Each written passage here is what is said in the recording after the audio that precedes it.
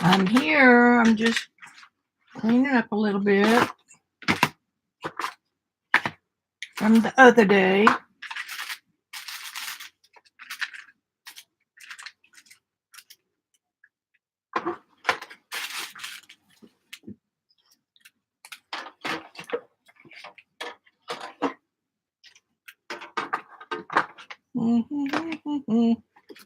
All right, we got some folks coming in already. Hey, Joycey, Cheshire, Gail.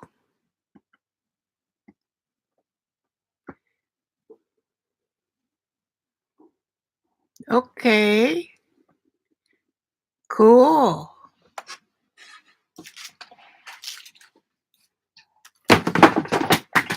There went the iPhone. It's still playing. My poor case is broken on just about every corner, but did what it was supposed to do. Broken up here. No, that one may not be broken. Yeah, it is. That one's broken.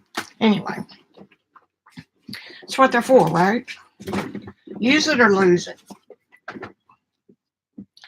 Okay. I'm early, which I didn't think I would be, but I am. We had an afternoon. Randy and I went to get a pedicure. Not that we needed one after 4 months.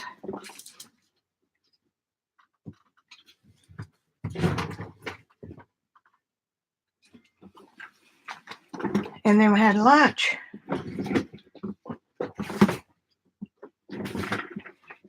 Trying to get my chair leg fit just right in this little step stool. There it is. I got it. Now,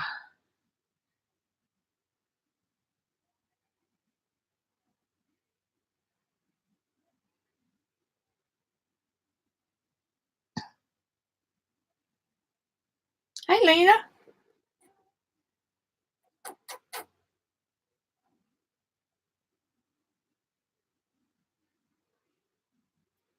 This has been kind of an off week for me.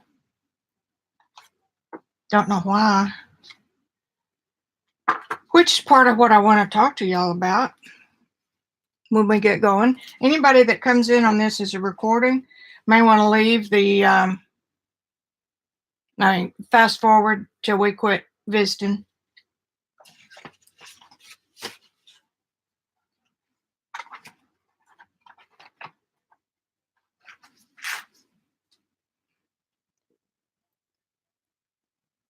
It's always pleasant to look at some of these through a screen or through a camera.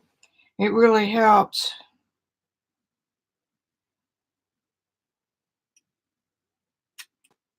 Helps put things in perspective, maybe you could say. Okay, iPhone is up out of the way.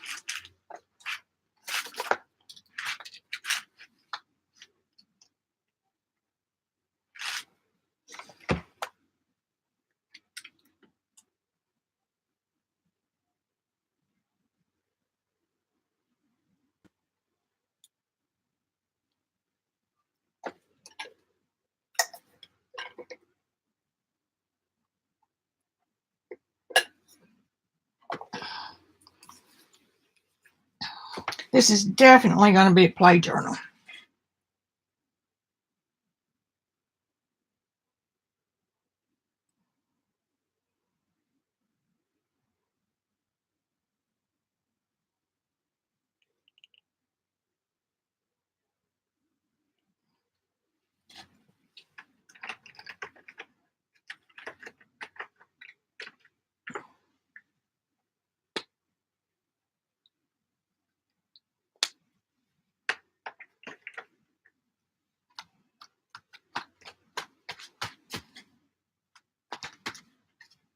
Love that color.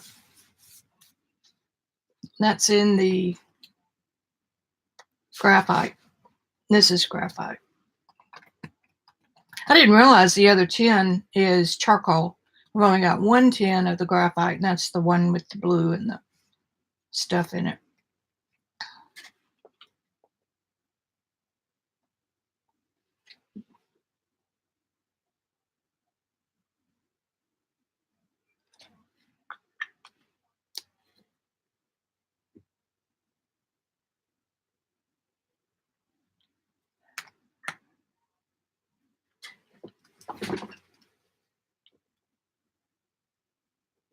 We'll wait just a few more minutes before I pontificate. Randy found this. He's always finding stuff on the ground. This is, I believe, a fingernail. Yeah, stir that mud up in there real good. It's probably the fingernail people paint with Kolinsky brushes, and that one is probably what this was before it was worn out. But isn't that a cute little brush? So that might be a good place to look to buy some things. I mean, buy some brushes is in a beauty supply store. Cute. And of course, I got to keep everything. Put that right there.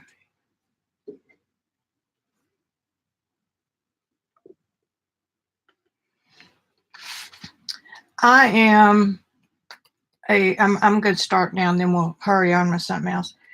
I am a type A personality and was trained to always be perfect. And that is a hard thing to get rid of, a hard message to get rid of because you get it so young. So when I try something and play, I expect perfection. It ain't going to happen. And I've told y'all before, I've known master artists who didn't get perfection and they've torn their paper off their easel and torn it up and, started over. So I know that happens and I want y'all to know it too. But then coupled along with that, kind of like a side angle, is that then you kind of lose your mojo. You kind of start thinking, I can't do that. Or I need to practice some more. Or no, you just have to keep doing it. So these two I revisited yesterday, and except for that black dot right there, I can't get rid of. Number one, I was out of drawing, which is no great huge deal. That happens a lot. So anyway, that's where her eye was, and that's where her nose hole was. But anyway, Lena was right. These do dry out smoother than they look when you're working with them. So I still like that. And this one, I decided really it didn't need much. I mean, I was playing with that face coming out of the haze, and that's it. I mean, it's close enough for what I'm doing. So then I popped over to the pastel station, and it is not set up really good for yet because I got the book up, but I couldn't get it down far enough to not be a challenge on my arm. For example, I was holding my arm up here, and that will make your shoulder yell after a while. You really need it right here where you don't have to put extra strain. So anyway, I started that same face in pastel, and I don't like it at all. But I don't know why I keep doing these odd things that I know they're not going to work. There's not enough texture on this paper to hold a whole lot.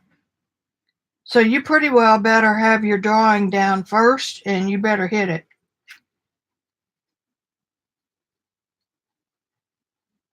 It'll hold a little, but it won't hold much. And yeah, I could put a ground on there and I could mess around with it, but for playing, it's just not.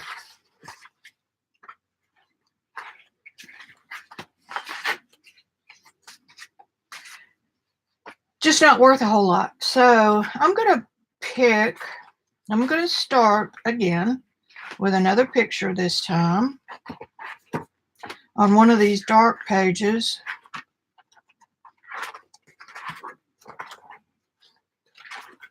Like that. Maybe. Maybe, baby. Okay. What did you do with it?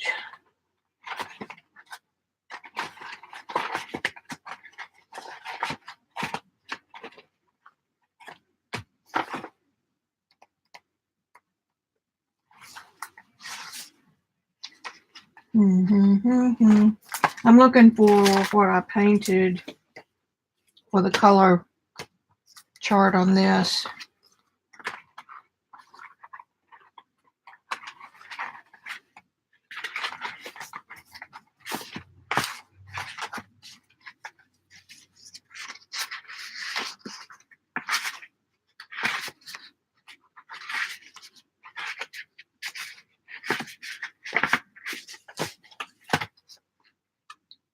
It doesn't see it. Okay, well, we'll just do it again. I want to try those gung-ho paints. Ooh, that's an ugly one. That'd be a better one to do. These Japanesque color. Again, we don't know if they're dye or if they're pigment, so there's that.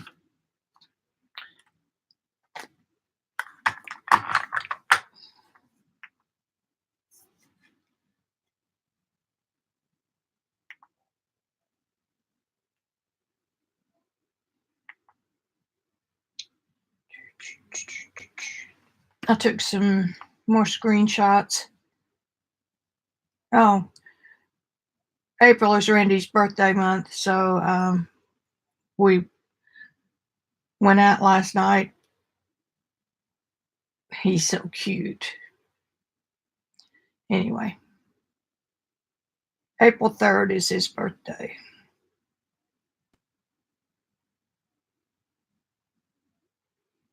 That one's not bad. I don't like teeth, and I must have some form of lighting. Decline. So that one might work. This one I just loved. This would make a good full-size image. That one doesn't have enough contrast in her face. So of the ones I picked today, it's this one. Pull it up in my etcher mirror. Wonder if Jean's gotten hers yet. I haven't heard her say.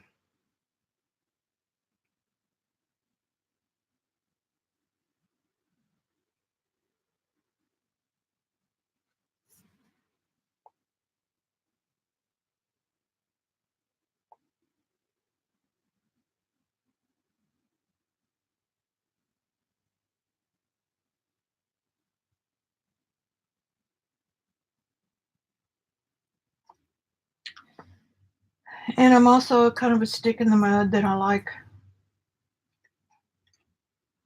my eyes to be about an inch.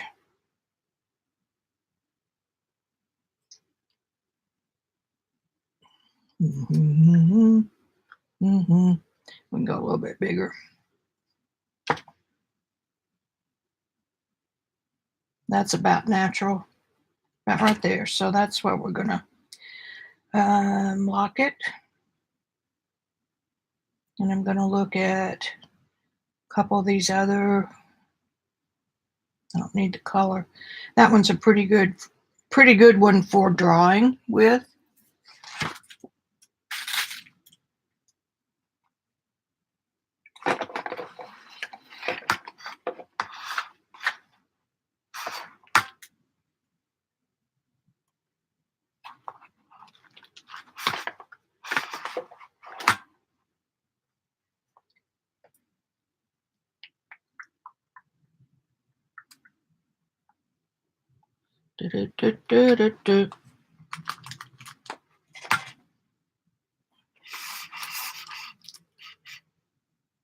If I don't wiggle, y'all can see part of it. Okay. See who I missed here. Thank you, Cheshire. Hey, Scotty. Man, long time no see. We've got to get this weather and these thunderstorms over. Julie, hi.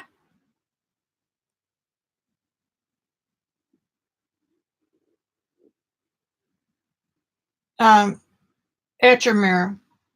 Yeah, did you not see that little toy?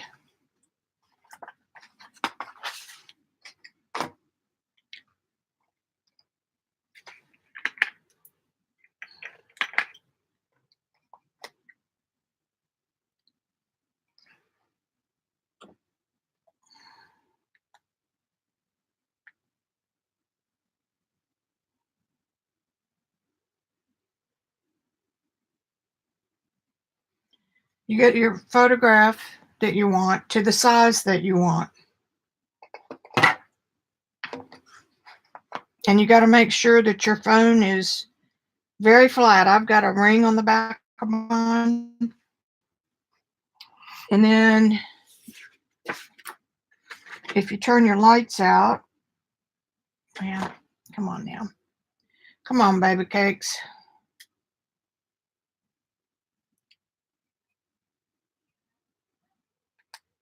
Okay. All right. If you're going to play that way, I know how to get around it.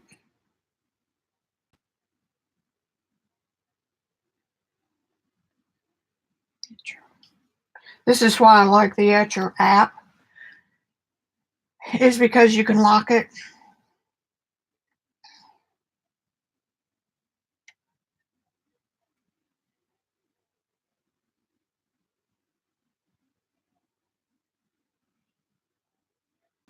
Okay, so that's as big as it wants to go. So if I got that up all the way, yeah, change that. Okay, now here's the version that I'm going to draw from. If I put this right in here,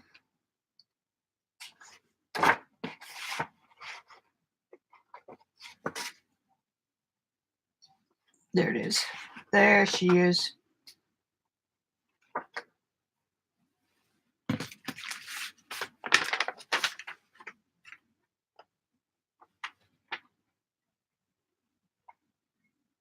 Oh, you can see that pretty good. See the white of my screen? I can see it pretty good. I'm putting this piece of paper up here to hold off some of my lights that I'm photoing. There's the mouth and the eyes. I can see it really well. I doubt if y'all can, but that's all it is. And then you can trace this. It won't be exact, but it's a tool. That's all it is. Sometimes you just don't feel like you want to draw and you want to get right to the painting, and that's when this comes in really, really handy. Okay. I usually use my iPad because I can get a bigger picture. And you can get this bigger. Well, I mean, you'd have to make it bigger in another program. And then if all you can see is just one eye, then you do that eye, and then you can move your position around and match it up. Match up something like that. If you're going to do that eye, you do that eye, and then you do part of that nose, and then you're going to scroll.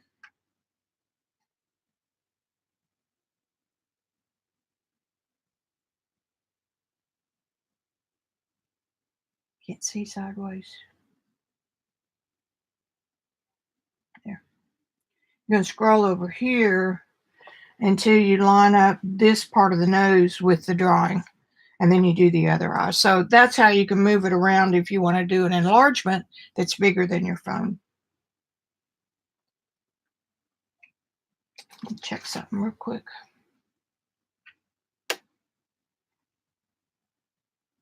Just about. I've been curious about the and then why don't I do that? Hello.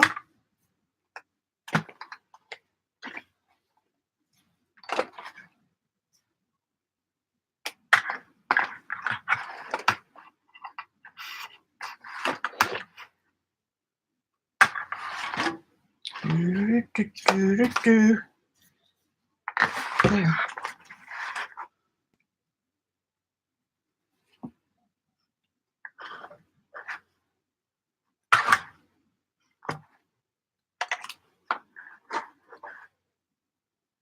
Y'all can kind of sort of see it. Anyway, it's called the Etcher Mirror. Get back on YouTube.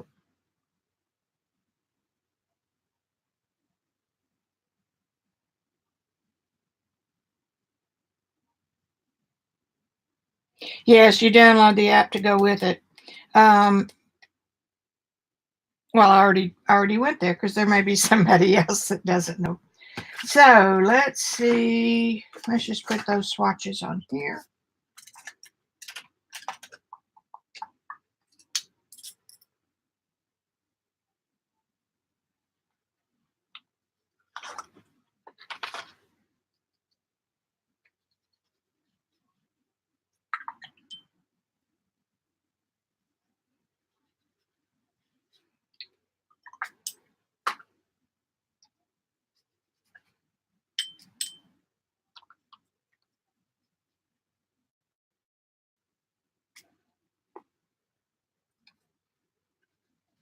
I read something today.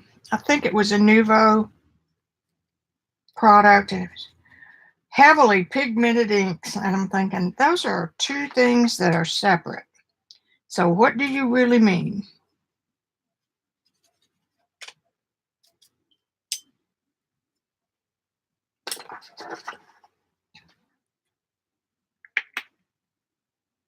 See what happens with my light. Ooh. I'm going to leave it like that for now. I want to see if these granulate. And they do. So that makes me think that they are pigment. Everybody knows what granulate is, right? That's where the chunks of the pigment are heavier than water. So they drop down into the weave of the paper, into the valleys, or kind of like moguls if you're a skier, snow skier. And then so those particles stay down in there and make little patterns. Like here, this one's got quite a bit.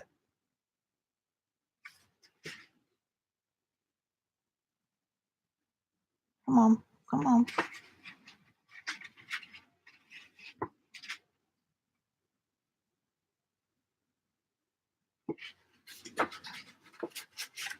Okay, so that's our swatch.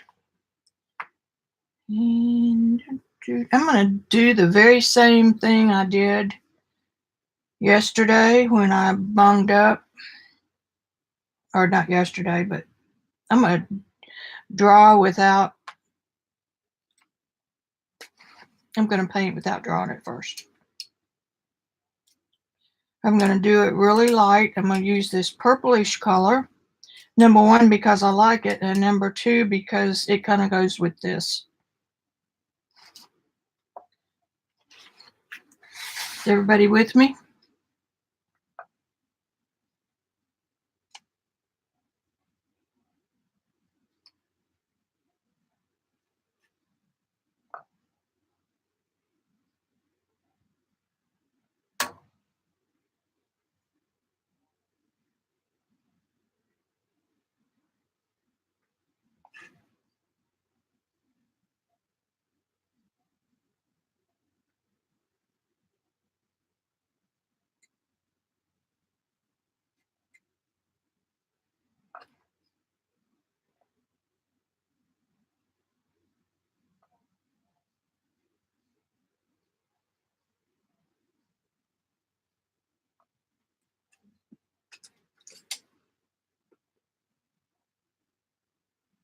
Thirsty brush. And that's going to go its way, so I'm going to leave that.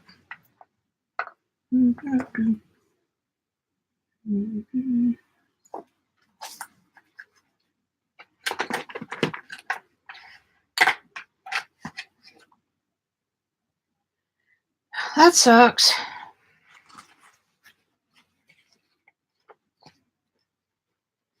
Now, see, remember the other day when we tried to lift these oxides and they wouldn't? Now they are for some reason. You know better than that. Always get in a hurry.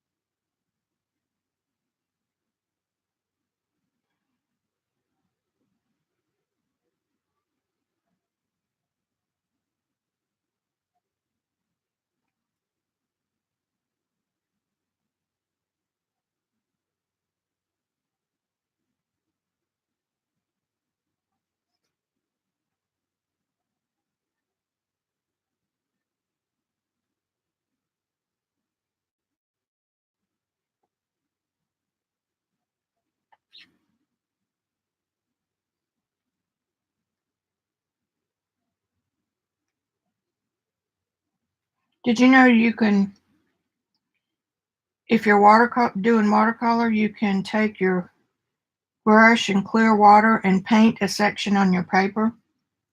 And if you don't like it, you just do it over and it'll dry and you can go again. That's a pretty cool technique to have. Okay, so make sure we got the angle. Make sure I've got the width. And I do.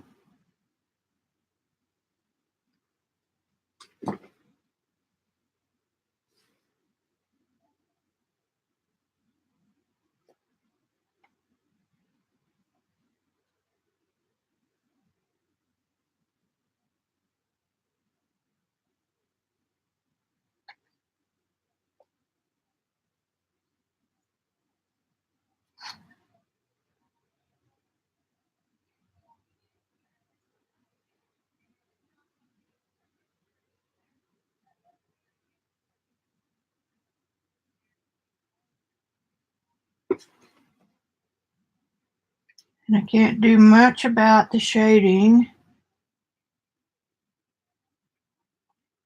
until I get on my other page. So we're going to let that go. And then the nose is,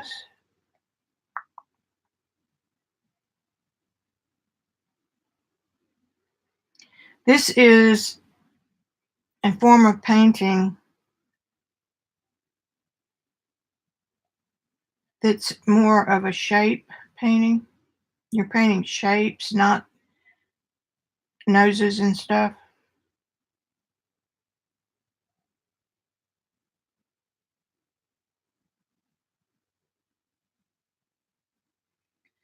And that will be the same width as the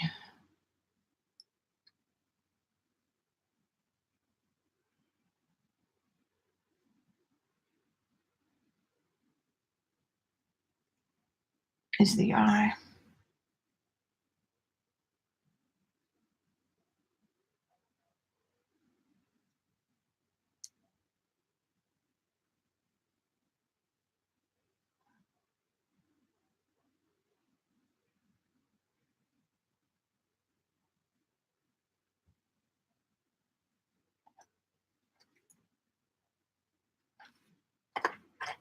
Trying to take more pains today.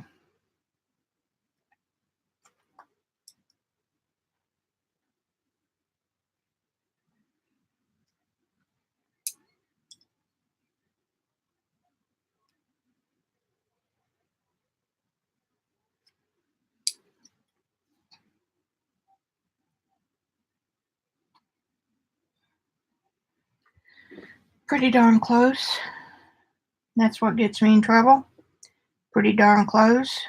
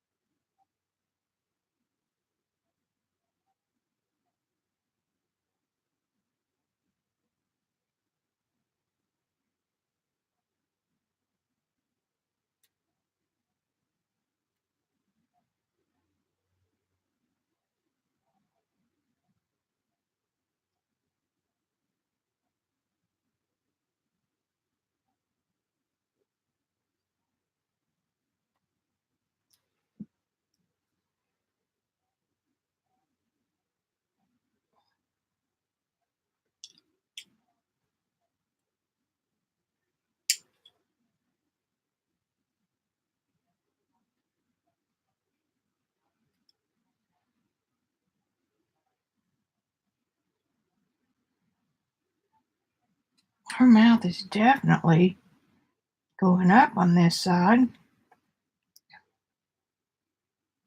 It's like she's smirking.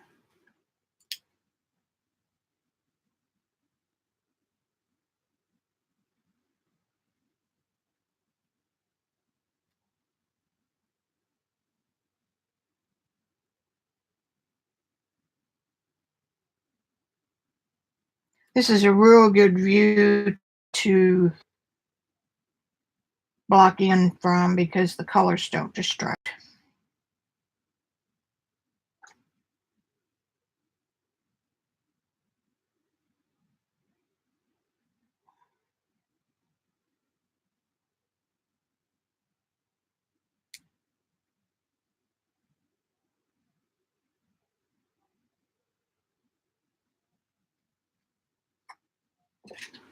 Y'all probably can't even see much of that yet.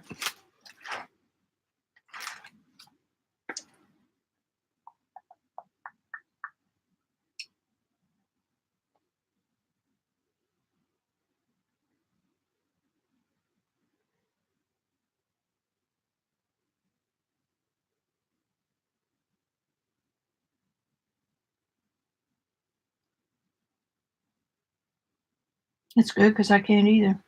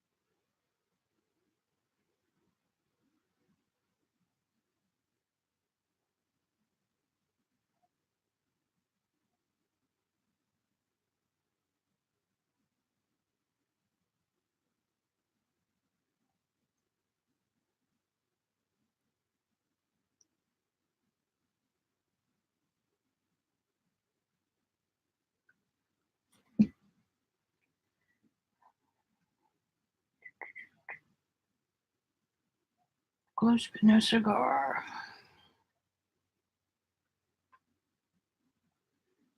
There it is. Not much, but enough to throw you off.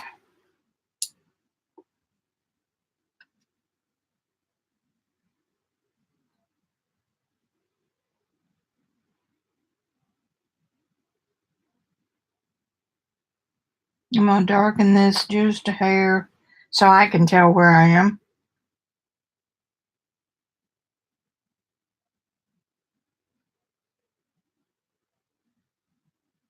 And her chin comes down, her neck comes down about right there. And under the ear, which is right there.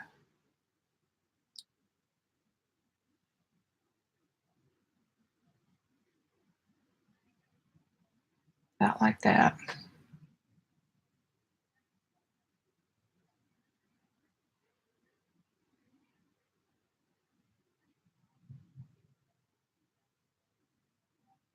Negative painting now around the dingle dangle on her earring.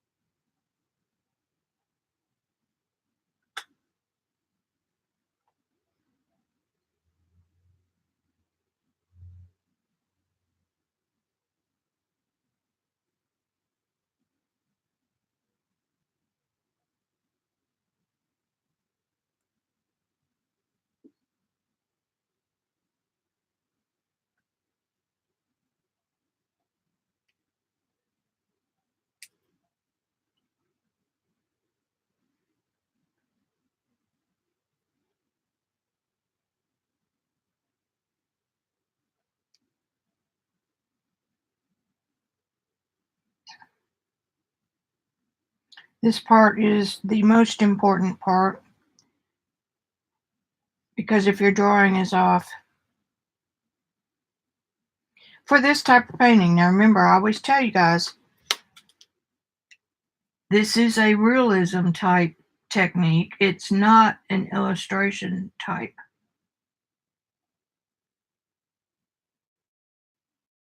There is a difference.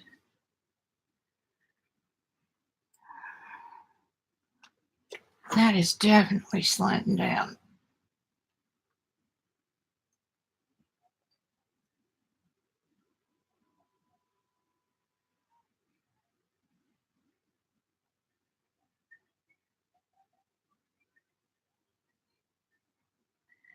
And this is where I always get in trouble. Doop, doop, doop.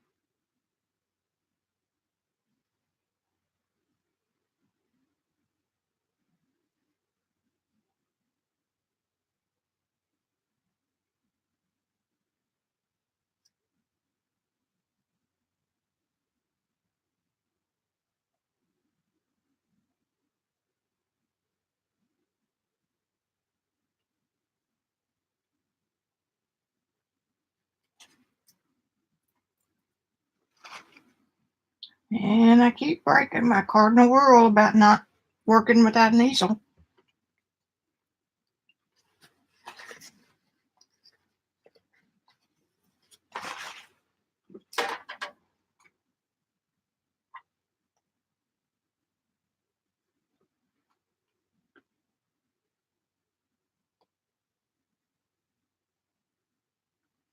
I'm changing that that mouth back down here.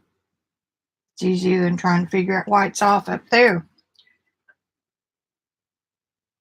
One feature can throw the whole thing out. Wiping on my shirt, you ought to know better than that.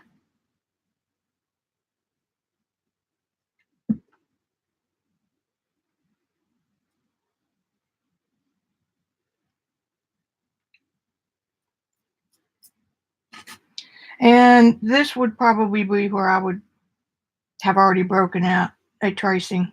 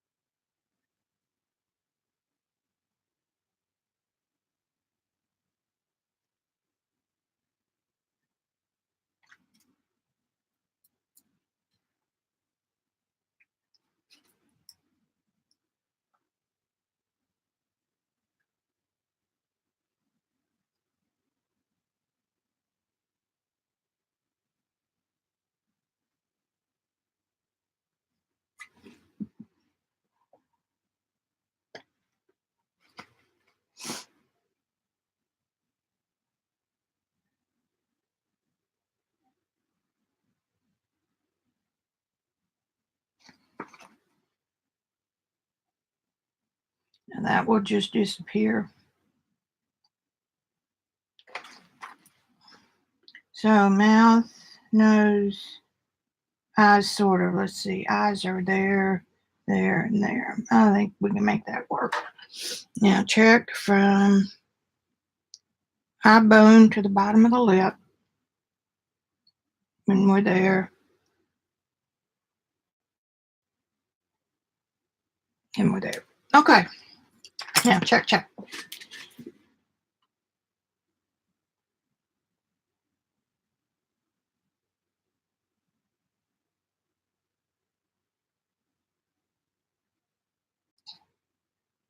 Gail, this background was Distress Oxides. Yeah, I did, Joycey. Yes, the other day they wouldn't come off. Yes, that's correct, Lena. They're Rangers.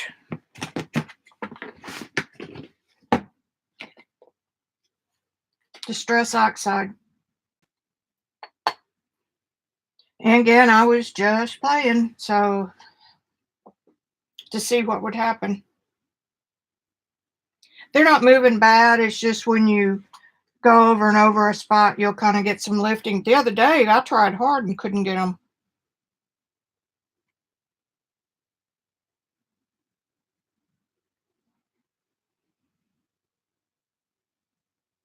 These are more watercolor. Boko Uno. I put a link to them in my store.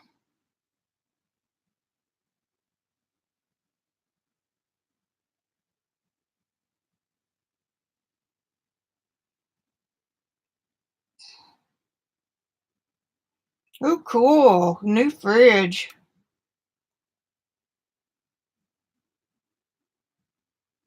Yes, they are moving a little. These are inks. But the other day I could not get them to move for some strange reason. All right, now let's go back to our full color version so I can see where the shading is. And we're going to see if we can butcher this little face. My light is coming from over here.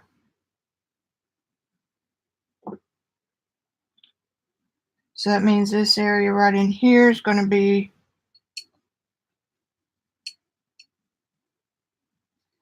the shadow.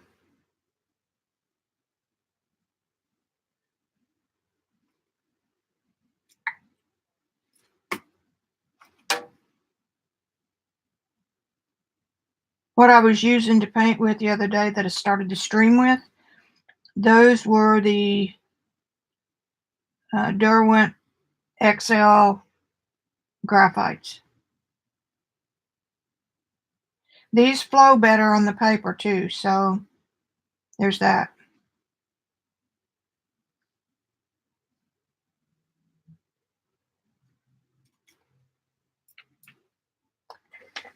Anytime I want to pick some up to avoid moving that underneath, I'm just using a dry brush.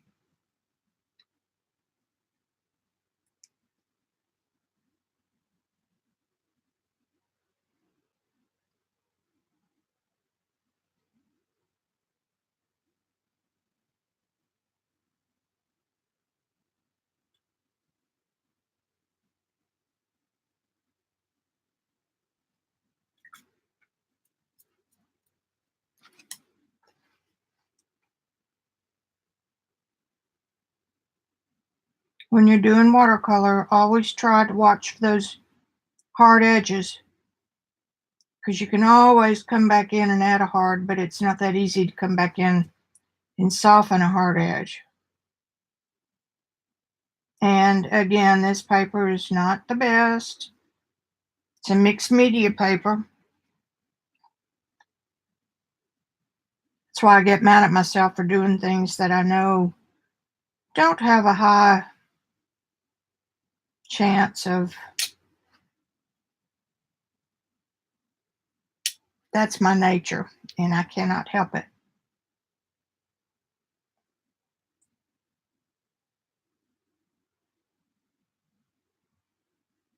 One of my biggest hurdles with watercolor was learning when to stop, or not when to stop. Well, that too. That's always a deal. Um, to slow down, take my time.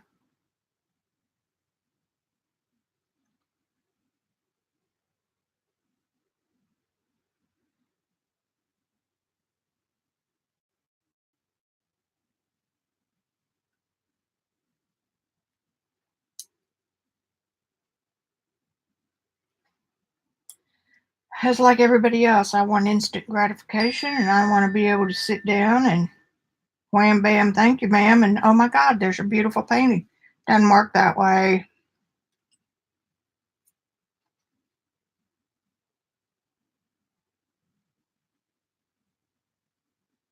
And that's why I started um, getting into mixed media, so I would learn how to play.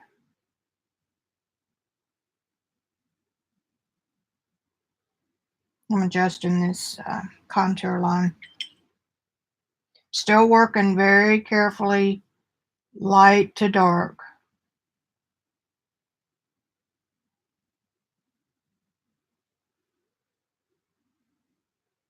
I'm choked way back on my brush, and I'm using the side of the brush where I can.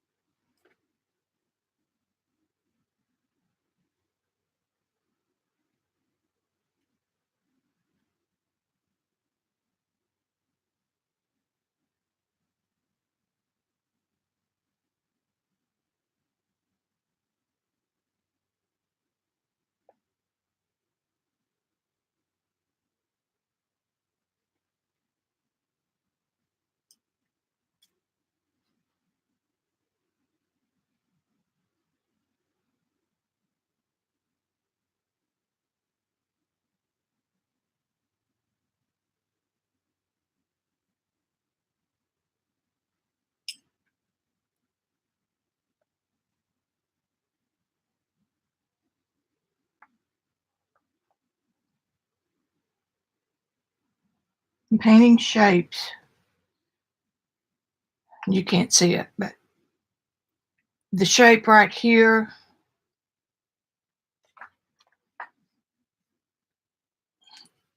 this shape right here on the bottom left of her cheek is an identifier that if I get this shape right, then I can jump down to this shape, or this shape correct, then I can better judge the distance here. That's the theory of this kind of painting. Not everybody does it. In fact, I would say probably most people don't. Come on, go away.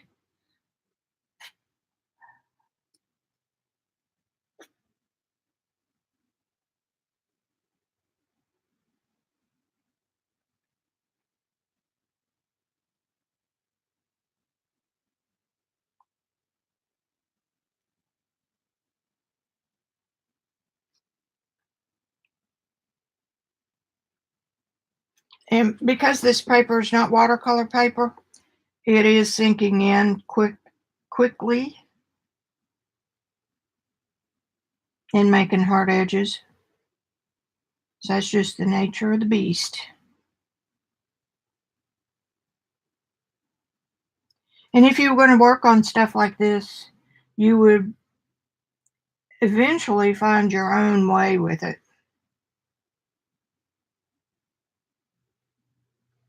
But like I said, I'm too quick to jump to something else.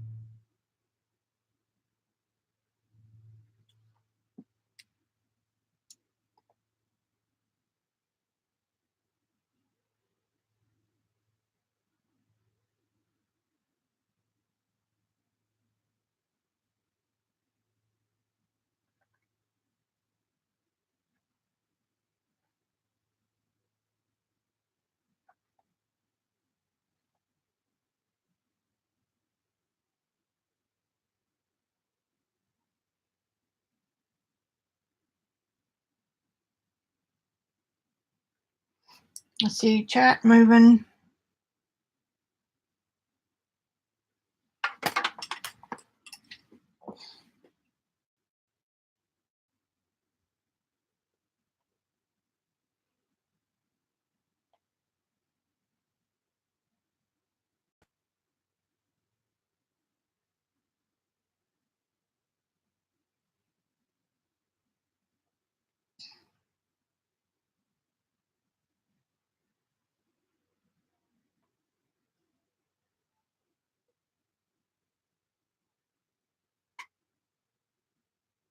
Yeah, it's Gail, I'm talking to you now on the slowing down part. When I was studying with Charles Reed and would sit in the square in Prague or whatever and watch him paint, I swear to God, you'd almost go to sleep. It wasn't this kind of stuff. It was this kind of stuff. And his paintings end up looking like he just slapdash threw them on, but it's not. It's a very intense process that he does. Um,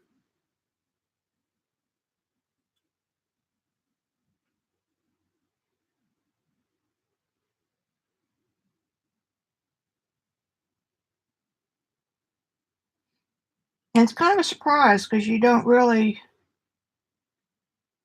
expect that, because watercolor looks like such a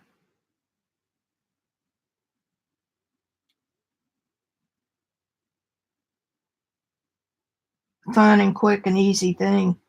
That's why I call it one of the hardest mediums. And that's kind of a shame because so many beginners are told to start with that. And my students start with it last.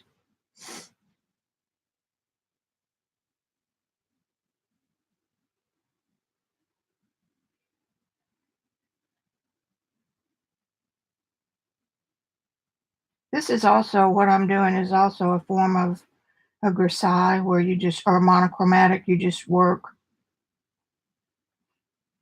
in one color. But because we've got all those colors in the background,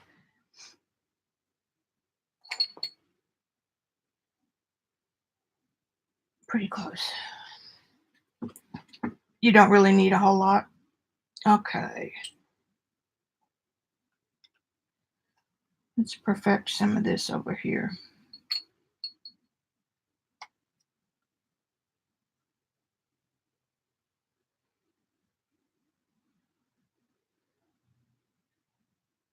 Oopsie.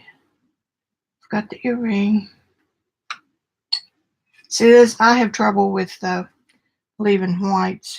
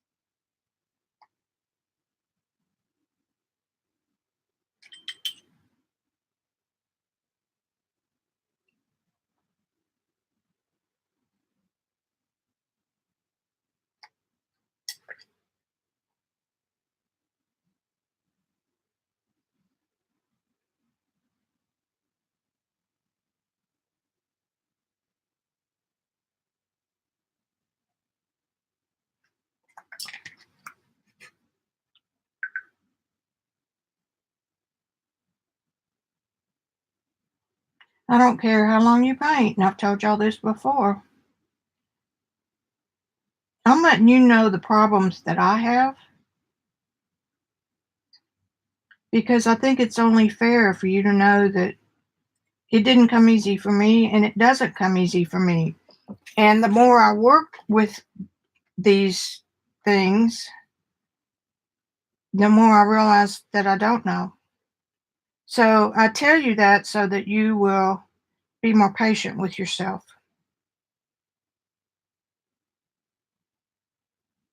When I started,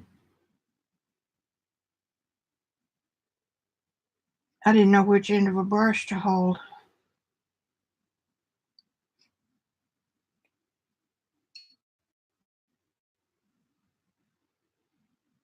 Right under that cheekbone.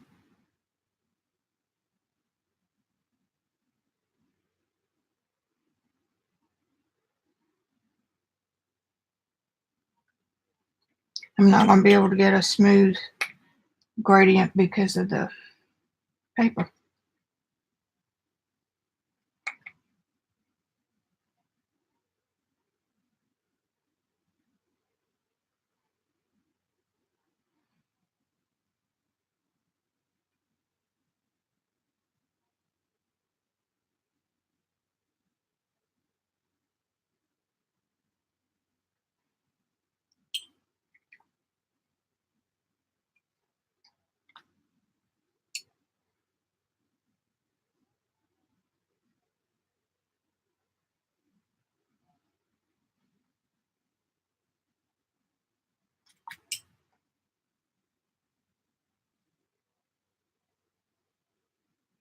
But it's still fun to practice.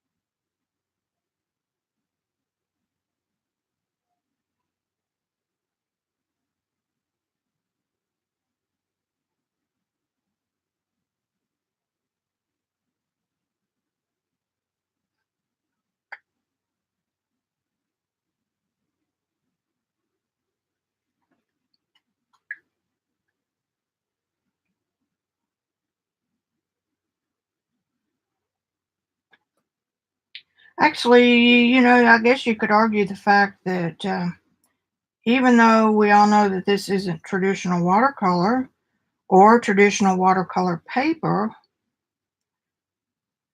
sure is good practice for when you do work with the other.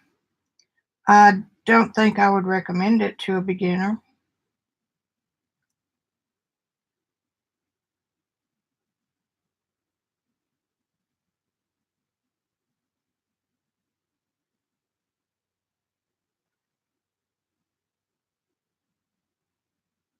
You need all the help you can get when you're just starting.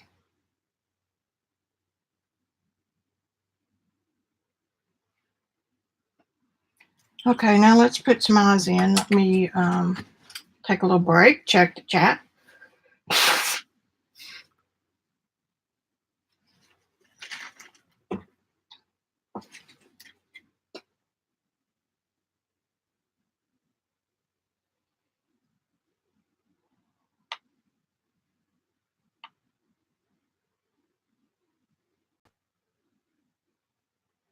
Hi, Ian. I'm pontificating on why you need to use the real paper. Real paper, real watercolors.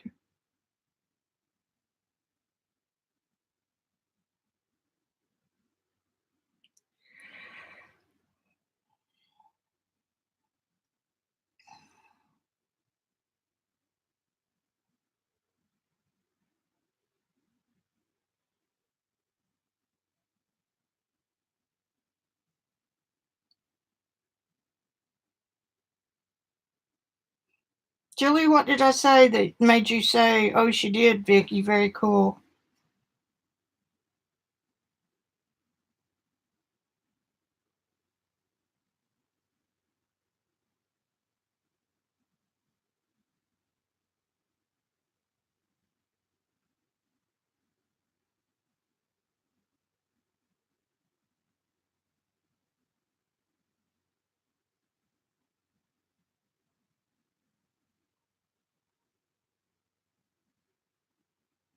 And if y'all want to talk about pochade boxes, that's why I'm not so eager to have my watercolors in a wooden box.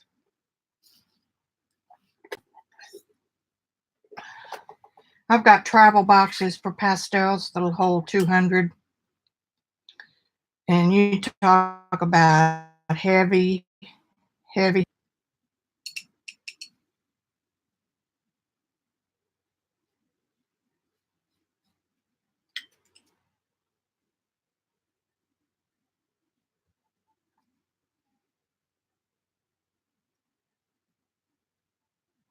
Trying to disappear this line right there.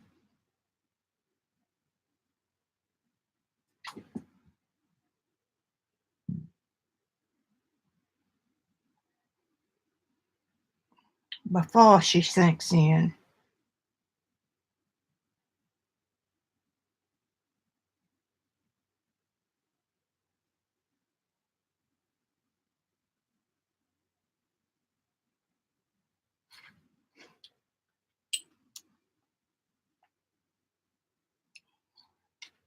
If I start another painting flat on my desk, will somebody just shoot me?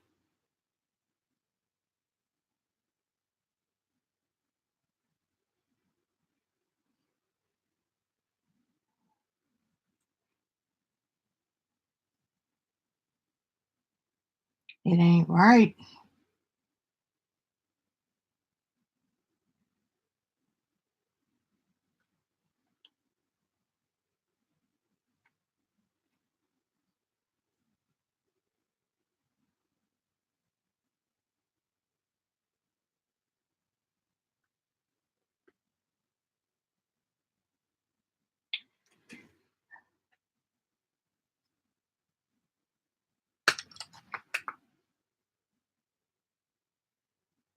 Because I know I'm going to pick this up and look at it, and the eyes are going to be off kilter to the rest of her.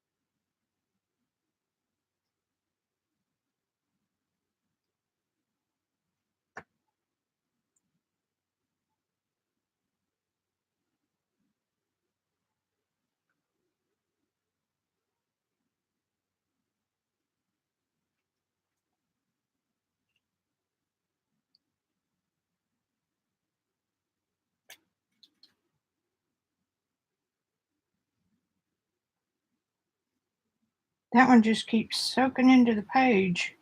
It's the third time I've done it.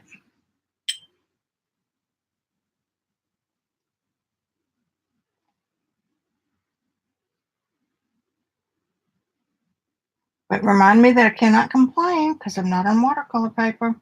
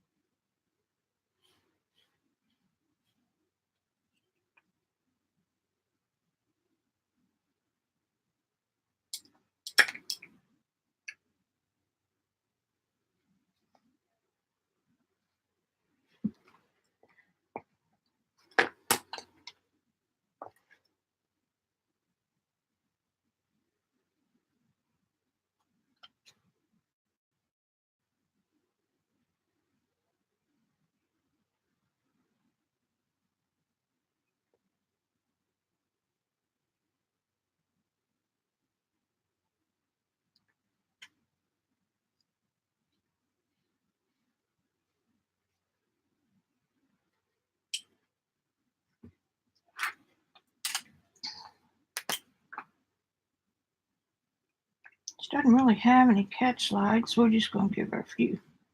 And she does need a little bit of white right there.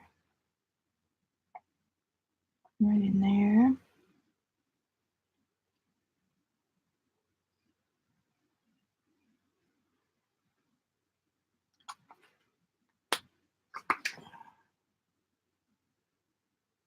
The eyeball is never white. Typically a little bit of a flesh tone or a bluish tone.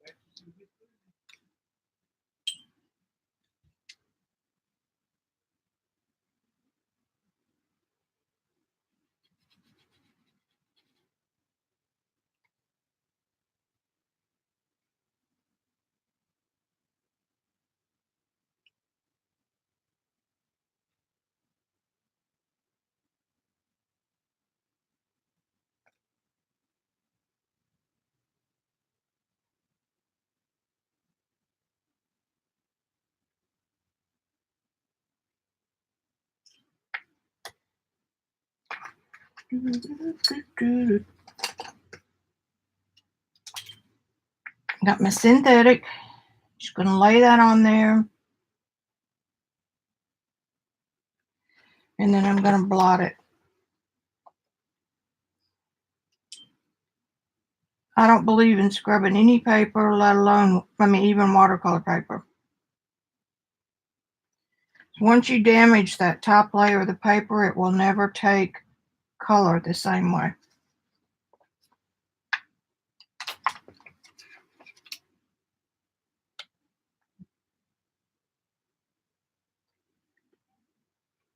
Not bad. Not too bad.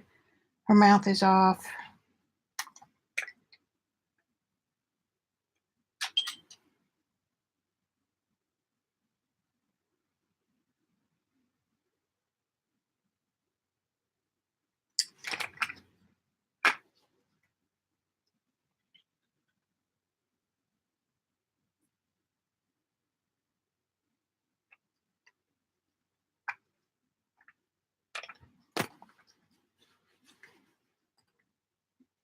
Put it right here.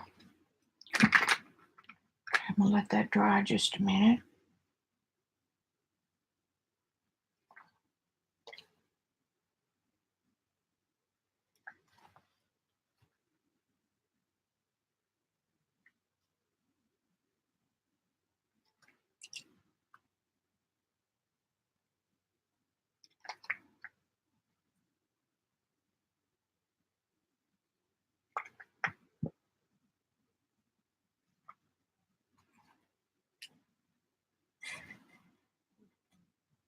Was way off.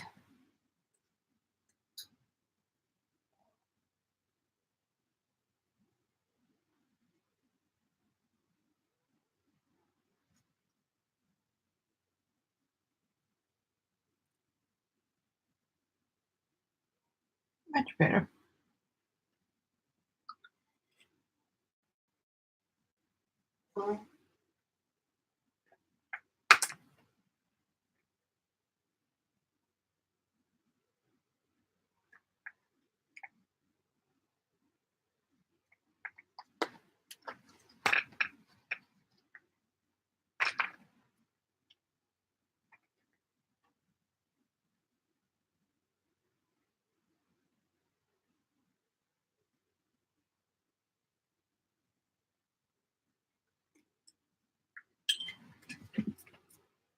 I can't help it. I gotta give her a highlight.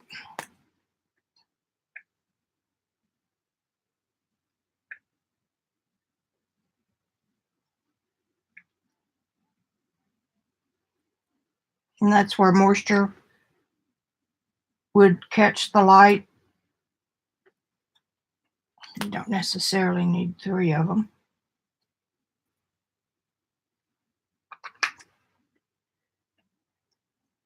All right, now let me see what I have done. Let's just put this right here.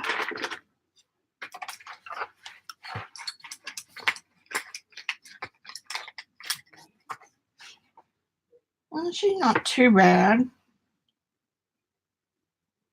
Her mouth is a little wonky, but you know, remember I had trouble with that in the beginning. Not too bad. So we've got mouth, nose, eyes off. There are the eyes, nose, mouth. So the mouth should be coming down just a little bit more.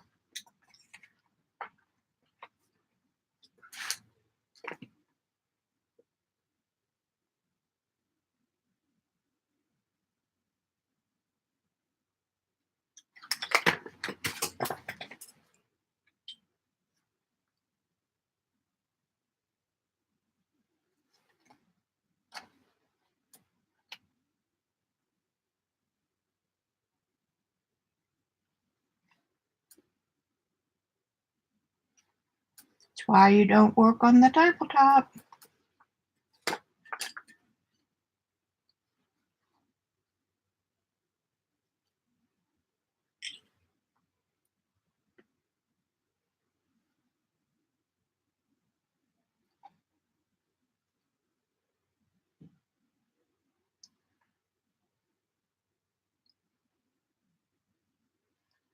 You know better. Leave it.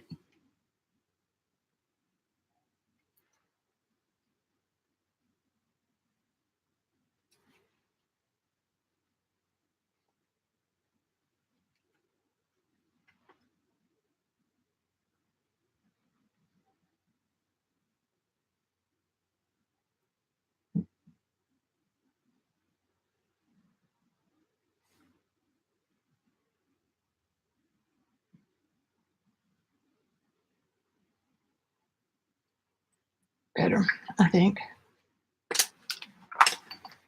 Yeah, that's better.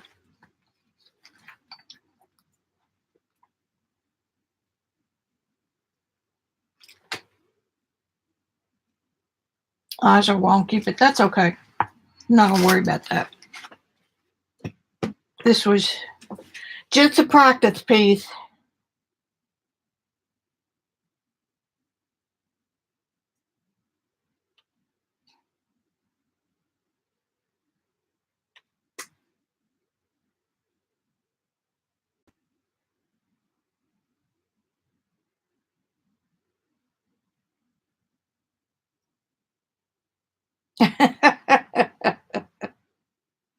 Hi, CB.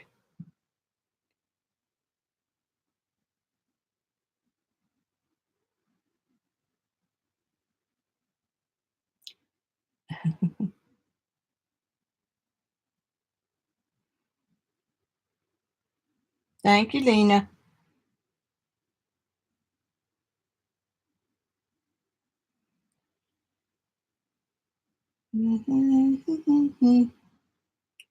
Yeah, you know, it's hard to pick up a piece of arches to just do something you want to play with. I agree. I don't have any problem playing with good ink, with good paper.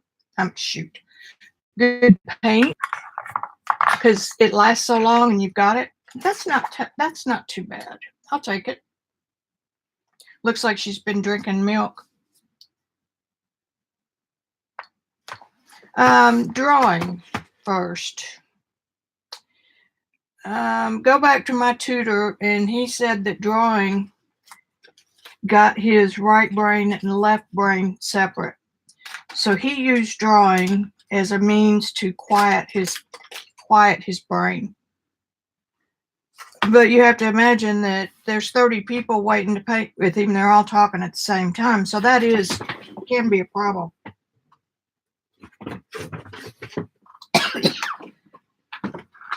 And he does such a loose painting and then doesn't really follow it. And I do a loose painting and follow it. So I'm just playing with this. I don't draw on my oil paintings or some of my pastel paintings because I am doing shapes. And if you're looking at it straight on, you can tell what you're doing a whole lot better. So the next time I do this or anything like this, I will be using my little table easel. But you got to plan ahead for that. Okay, close that up so if it spills, it won't be all over everything. Now, what time is it? 5:12. I'm going to work a little bit in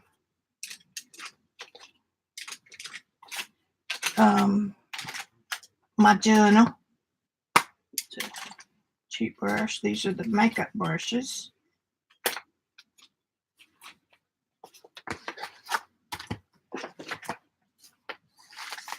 Look at this. I just started this, a couple months ago?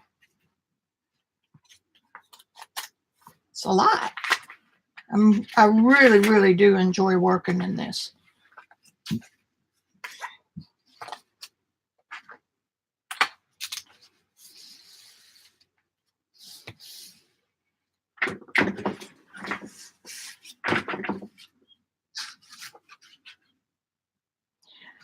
I'm being the Grinch again. I don't want to use up these papers because they're so pretty. So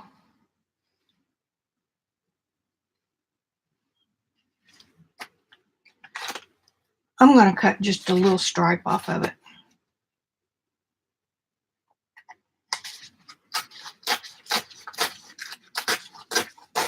It's the best cutting method ever, is using a steel ruler.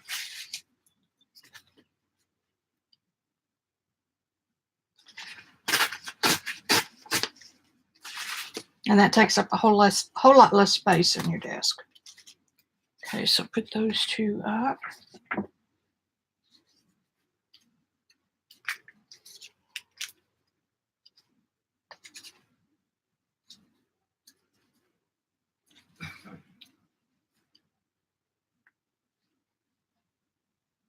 Although that's not too bad.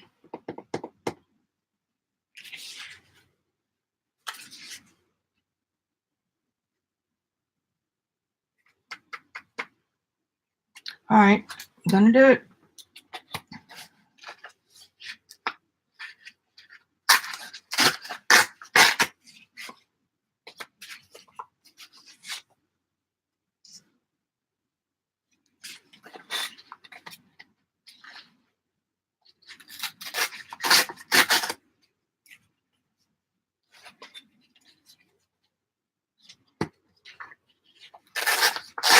Why this is intuitive. And it's a nice parallelogram there.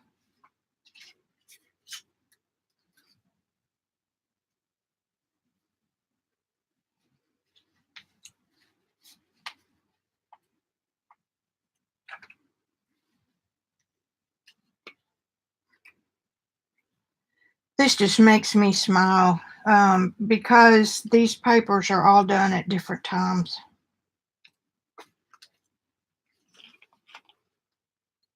And then to go through your stash and find some, they may have been done the same day with the same color palette. But you definitely don't plan to use them that way. Because you may use I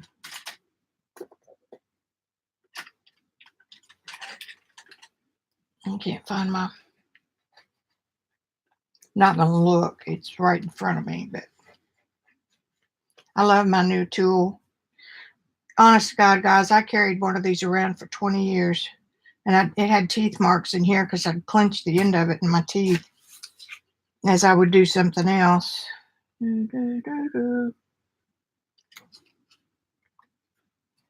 thanks to Janet, I remembered it. And thanks to a guy on eBay who was selling a brand new one for less than retail.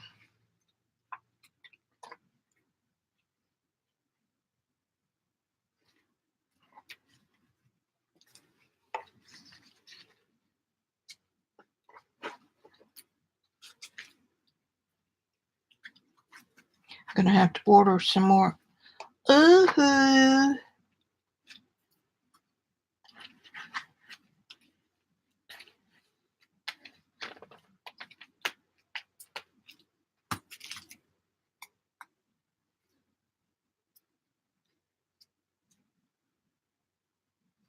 Put the nail one there and the big one there. No, let's do that.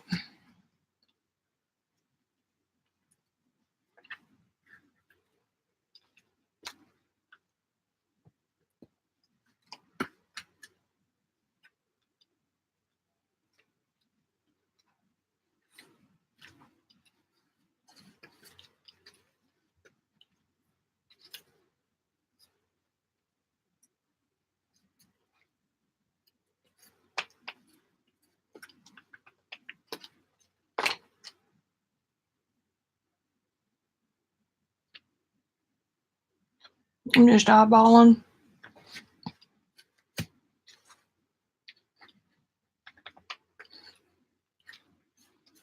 Isn't that nice? Oh man, I like it a lot.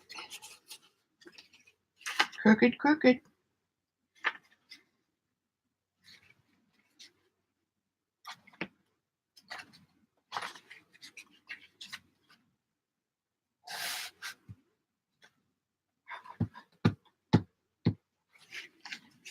In some climates, you may have to do your stick gluing on a separate piece of junk paper because it'll dry and never dry, or get sticky stuff on it, or pick up stuff. That's what I'm trying to say. If y'all know me by now, you'll know I'm lazy. That needs some more right there.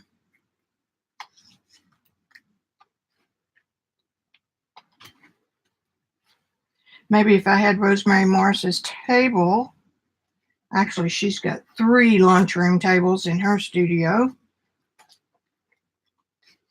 I could do that.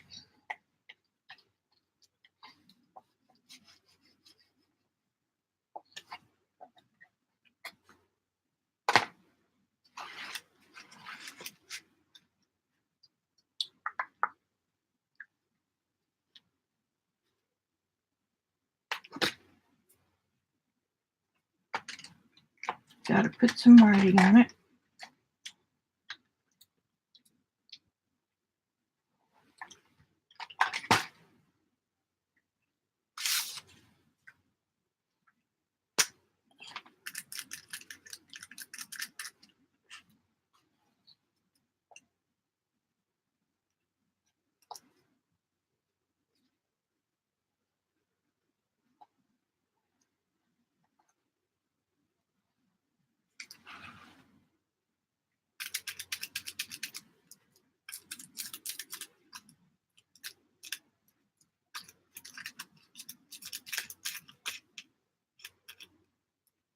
I gotta get this thing primed.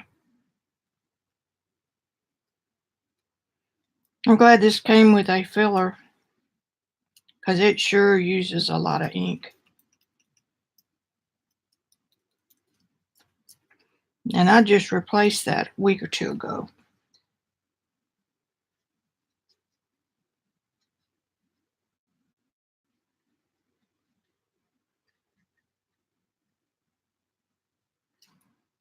Okay. There she blows. Where the phone went? Who took my phone?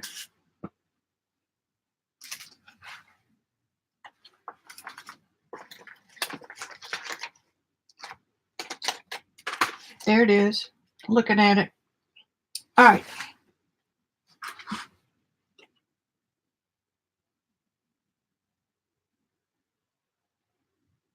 Bye, Jelly.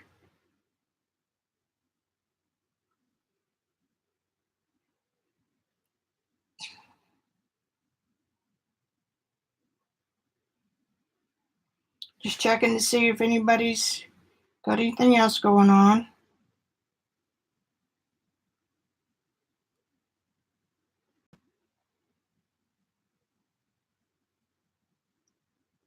I'll tell you something else I noticed yesterday since we've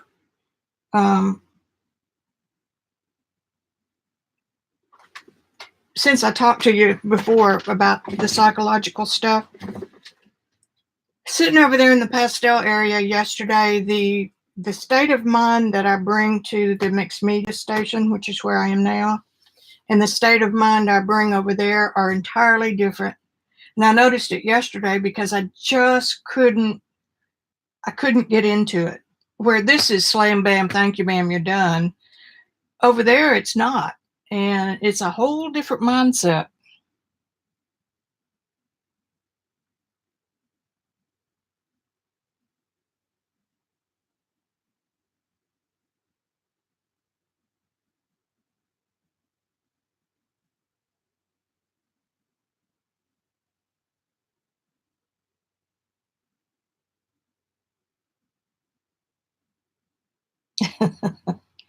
Geez, don't you hate having to do that to your house? Hi, Katrina. Baton, I don't think I said much to you.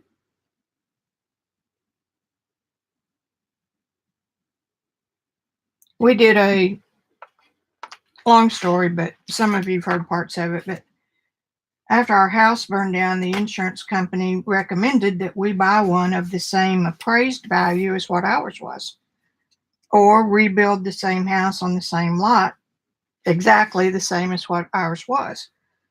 And we couldn't do that for obvious reasons. But, I was going to take a picture. So the only way we could get our equity out of the insurance company chose to sue just to delay our payments. So the only way we could get our equity out of the big house was to renovate it. So we did. Had to have a new roof. We put that on. That was $30,000. And anyway, we were just finishing up $150,000 or so on the inside, and the market crashed the day or two before we were going to put it on the market. And that meant that our equity was gone. But when I was getting ready to move and, wandering around trying to decide what to do, and I don't have a cord in here, dang it. My phone's going to go dead, so I can switch over here. Anyway, I went upstairs, and a whole 3-foot section of wall was wet, and the sheetrock was wet. It went all the way down to the basement, 3 floors. So anyway, whoever bought that house on the fire sale is not a good word. Whoever bought that house on the lowdown had a big problem to fix. But, all right, tea. I think 5:30, it's probably time to give it up. An hour and a half is about as long as my attention span goes. So anybody else got anything from me?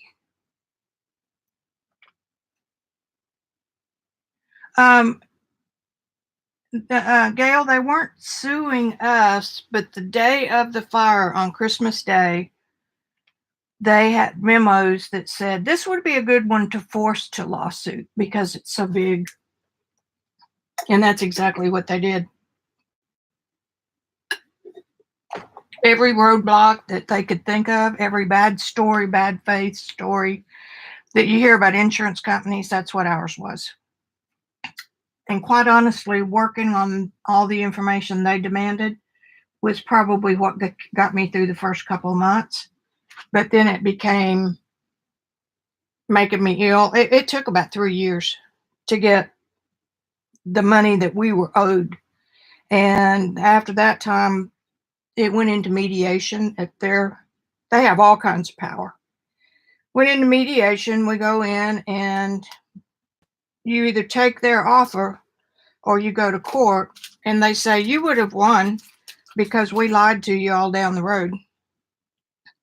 And, you'll get a $3 or $4 million settlement, but we'll keep your money in the meantime, and we don't think you can last another 5 years without it. So there you have it. I hate insurance companies. We had an agent who was so intent on bragging about having our house insured.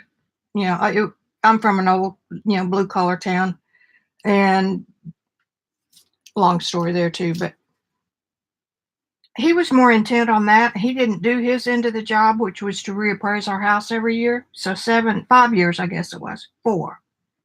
The value of the house doubled over what the first insurance policy was. So yeah, technically it was his fault, but they moved him out of the way real quick, and we had to start dealing with the head office. It was Shelter Insurance. So if you've got them, just know that you would never win a lawsuit with them, because they've got small print on every envelope. Oh, well, that was on a piece of onion skin that was tucked into an envelope, and that's what we're following today. That kind of stuff.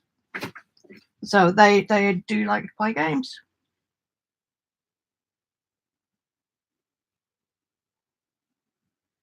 Yeah, and then we got we could prove they owed us $800,000 more, and they offered $400,000, which sounds like a lot of money until you realize the attorney's taking half that. So that's why we're in such financial trouble, because when the markets crashed for selling houses, Randy was making a lot of money in real estate, and that just went away overnight. So anyway, now we here are in our duplex, and we've been here 7 years, and we're fairly happy with it. It could be bigger because we both have lots of hobbies, and we could use a little more room. But other than that, everything's good. You will survive. That's why I paint. That's why I learned how to paint.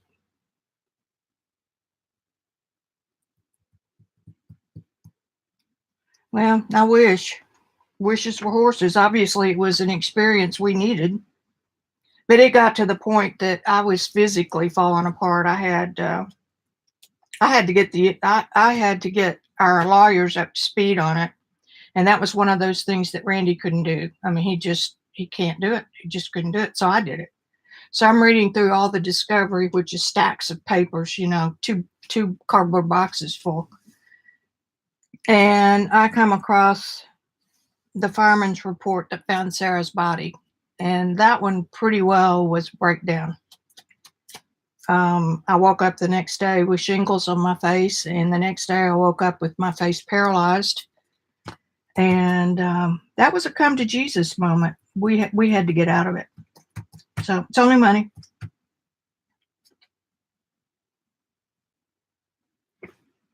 Only money, and it's not worth your health. And it's not worth lying and cheating and stealing to get it either.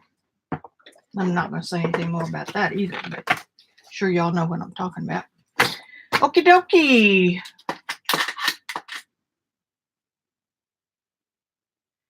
We survived, Gail. I learned how to paint, or started learning how to paint, about 2 months after all that. After the fire, we weren't done with insurance for 3 or 4 years. But started from scratch, and was encouraged by Randy and everybody else that knew me. And that's the value of the Zen zone that I talk about so much, is if you can get your brain into that mode where you're not thinking about anything else but the next brush stroke you're going to make, your brain can have a break, and your soul can have a break. And when you come back out of that zone, you're floating. It's like you slept 20 hours. And that's what that does. That's why art heals people, because of that very reason. So that's enough of my lecture today.